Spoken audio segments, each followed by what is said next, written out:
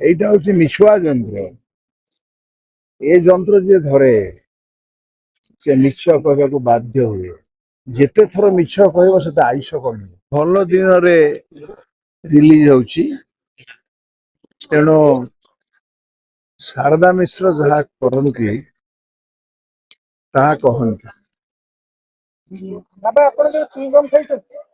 ମୁଁ ଖାଇଛି, କିନ୍ତୁ ସୁଇଂ ଗମ୍ ଭିତରେ ଚୋବେଇବାକୁ ପଡିବ, ଦାନ୍ତରେ ବୋଲିବାକୁ ଖାଇପାରିବିନି, ସେ ଯୋଉ ରବରଟାକୁ ଖାଲି।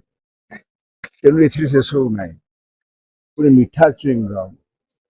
ଏବଂ ଯିଏ ଖାଇବ ସ୍ୱାଦ ପାଇବ, ମିଠା ସ୍ୱାଦ। ତେଣୁ ଏ ଫିଲ୍ମରେ ଗୋଟେ ନୂଆ କଥା ତାହା ନାହିଁ, ଯାହା ମୁଁ ପାର୍ଲାମେଣ୍ଟରେ କହୁଥିଲି। এইটা হচ্ছে তোমার মিছুয়া যন্ত্র। এইটা হচ্ছে মিছুয়া যন্ত্র। এই যন্ত্র যে ধরে সে মিଛ କହିବାକୁ ବାଧ୍ୟ ହୁଏ। ଯେତେ ଥର ମିଛ କହିବ ସେତେ ଆୟୁଷ କମିବ। ଏବଂ এইଟା ମୁଁ କହିଥିଲି, ଏଇଟା ଟେନସନ ଯନ୍ତ୍ର। ଏବଂ ଯିଏ ଯେତେ ଧରିବ ସେ ସେତେ ଟେନସନ ପାଇବ।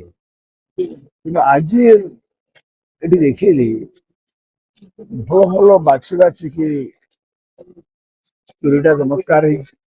ତା ସହିତ ଭଲ ଭଲ ଆର୍ଟିଷ୍ଟ ମାନେ ନେଉଛନ୍ତି, ଯିଏ ଭଲ ଗୀତ ଗାଏ। ଅରୁଣ ମନ୍ତ୍ରୀ ନେଲେ ମତ ନାୟକ ଗୀତ ଗାଇବାରେ, ଗୀତ ଲେଖିବାରେ, ଗାଇବାରେ ଯୋଉମାନଙ୍କର ଖ୍ୟାତି ଅଛି, ପାଢିକି ଦେଇଛନ୍ତି ଡାଇରେକ୍ଟର ଭାବରେ। ଗୋଟେ ଭଲ ଡାଇରେକ୍ଟର, ବହୁତ ଦିନ ଲାଗି ତାର ଗୀତ ମୁଁ ଆଉ ଶୁଣିନି, କିନ୍ତୁ ଚମତ୍କାର ଥିଲା। ତା ପୁଅ ତାକୁ ବଳେଇଗଲା। ଯୋଉ ବାଛି ବାଛିକି ନେଇଛନ୍ତି ହିରୋ ମାନଙ୍କୁ, ହିରୋଇନ ମାନଙ୍କୁ, ସାଇଡ ହିରୋ ଠୁ ଆରମ୍ଭ କରି ସେଇଟା ହଉଛି ଫିଲ୍ମର ବଳ।